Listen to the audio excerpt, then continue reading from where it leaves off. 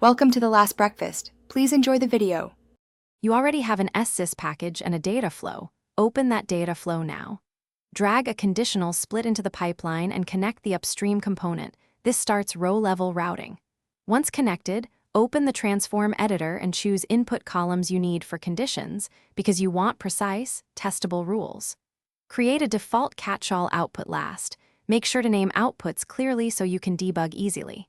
You'll test each expression next, but first keep expressions simple and reproducible. Now you write and refine the actual expressions.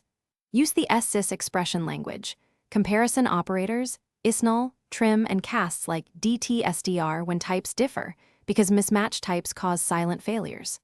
Place specific, high-priority conditions at the top.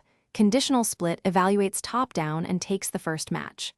Once written, attach a data viewer or output to a temporary destination and run with sample rows. You'll see which branch each row follows and adjust expressions or order accordingly.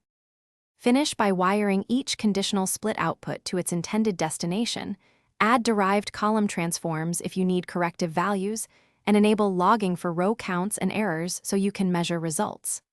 Once deployed, monitor runs for unexpected row distributions. If rows land in the default output, recheck null handling, data typecasts, and expression order because those are the usual culprits. If you still see issues, add a small sample test package that isolates the split and iterate quickly. Thanks for watching. If this was helpful, leave a like and consider subscribing. See you next time.